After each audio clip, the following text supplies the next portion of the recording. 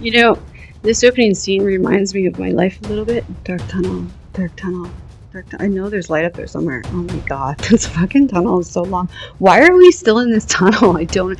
Oh, there it is. Yep, here it comes. The light. Oh, we're still not there yet. Seriously? Oh, thank God. Okay, it's over. Yay! Welcome back to life and to Guadalajara, Mexico. Yep, we're back in Guadalajara. This is Nikki. I promise we're not going to stay in Guadalajara. I know we were there last video, but this one's going to be a little different because we came at night. Now, interesting story about my drivers. Most of them don't communicate with each other. I would say actually right now, all of them don't communicate with each other. So there's no planning ahead of time who's taking Nikki where and when.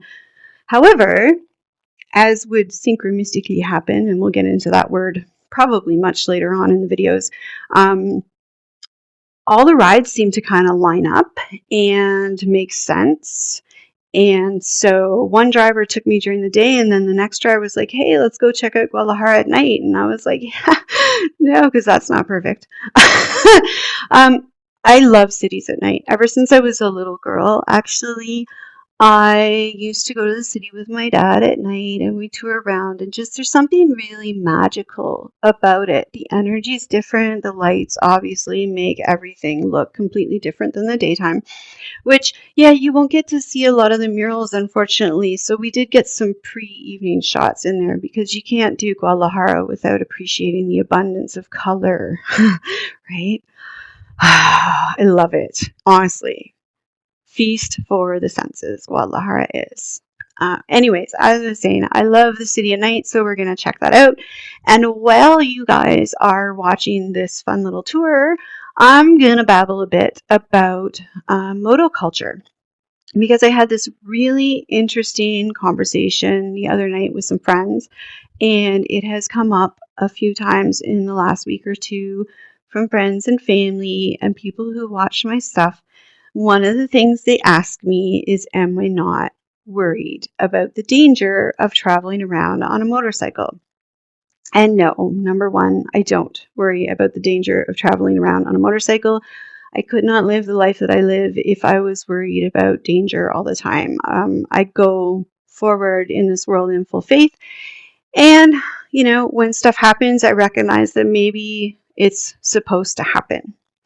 But when I'm on the back of a bike, I feel very, very secure in the knowledge that I am going to be okay. Number one, my drivers are very good and I trust in them.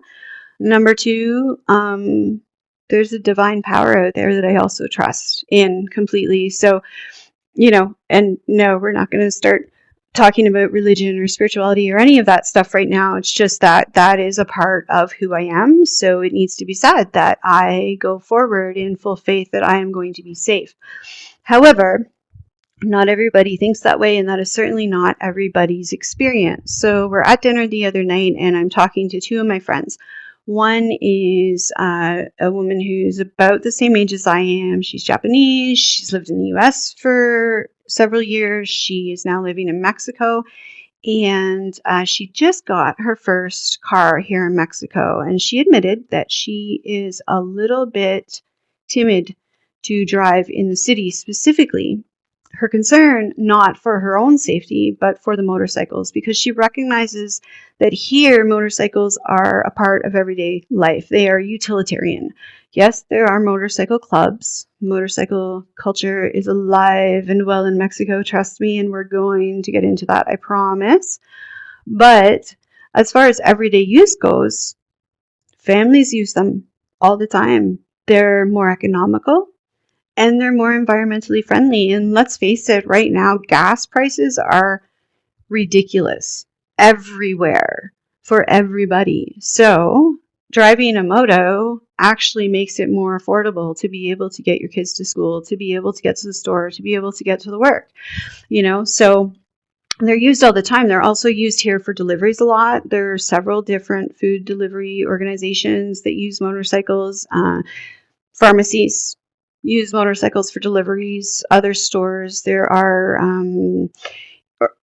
individuals, they run express businesses, and basically, you have their number, you give them a call, and it doesn't matter if you need a pack of cigarettes or bubble gum or coffee, they will hop on their motorcycle and go get it, rain or shine. Now, thankfully, there's no snow, which is why bike culture is that way here, why it's so utilitarian, because there's never really a time when you can't ride a motorcycle.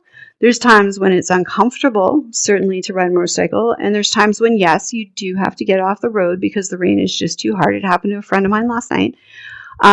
But it's just considered a normal way of life, right? So her concern was more for the safety of the people on motorcycles on the road. And so she talked about how she's learning to adapt her driving style to the style of drivers here, which is to say they don't often swerve in and out in cars because they know that motorcycles, yes, I know you're going to not be happy about me saying this, but it happens all the time. We do it too.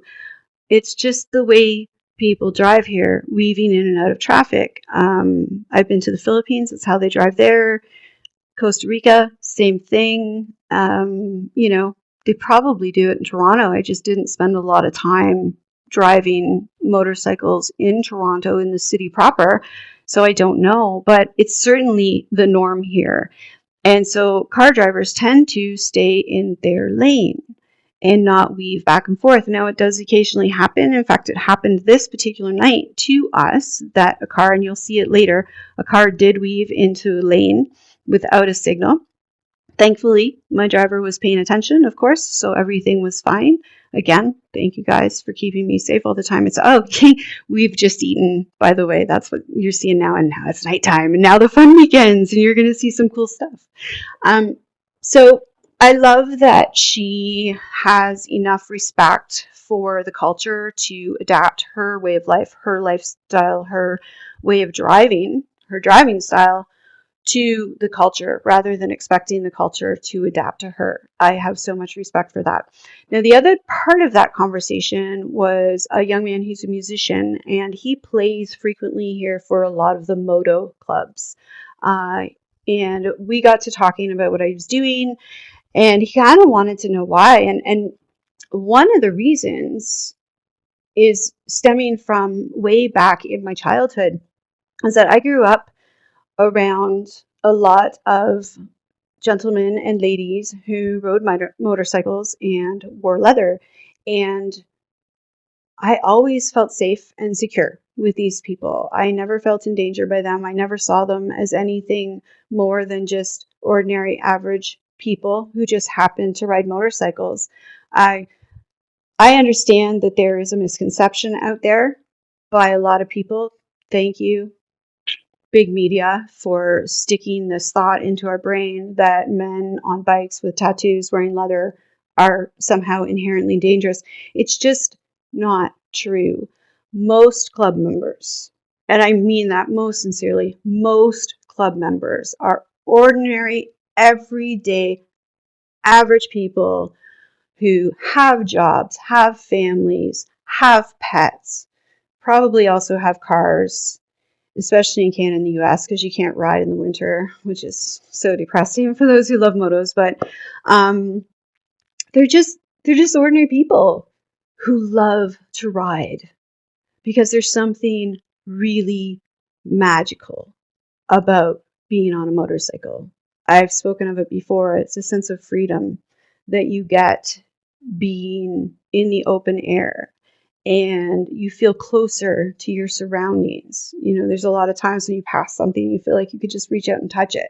Instead of being separated from the world by this box, you actually become a part of it. And I think that a lot of people who ride would agree with that sentiment, is that you just feel more connected to your surroundings. And when you're filming, you get to get some really, really cool shots. Honestly. Oh, good. We're going into another tunnel. Funny thing about tunnels, when it's already dark, tunnels don't seem so scary. Go figure. So anyways, me and this young man were talking, and, he agreed there is this misconception, and especially here in Mexico, which I find interesting because most of the clubs here in Mexico are gentlemen's riding clubs. They just want to, and I mean the term gentlemen loosely. There are a lot of women that ride here as well. In fact, one of the best long distance riders in Mexico, if not the best, from what I understand, is actually a woman. And I'm hoping that we're going to get to meet her at some point. But the moto culture here, it's about the ride.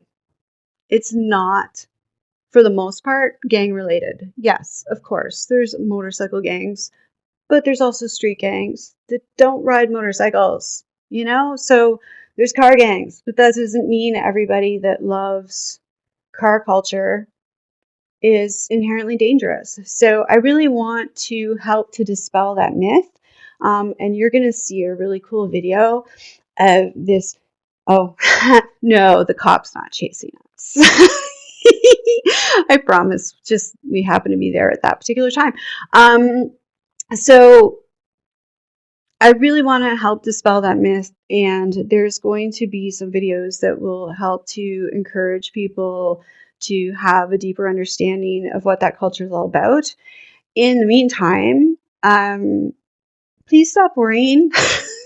Seriously, to my friends and my family and my viewers, please stop worrying. I really do feel safe and secure doing what I'm doing, and I'm not going to stop riding motos, so you might as well just enjoy the view and enjoy the ride with me. Oh, hey, there it is. See?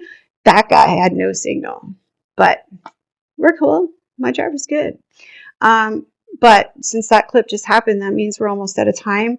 I am going to head out as we head out of the city. I will see you again next time. We're going to be going somewhere completely different, and it's a real feast for the senses, just like Guadalajara, but in a completely different way. Little hint, thank you, Mother Nature, for being so awesome. And thank you for joining me today.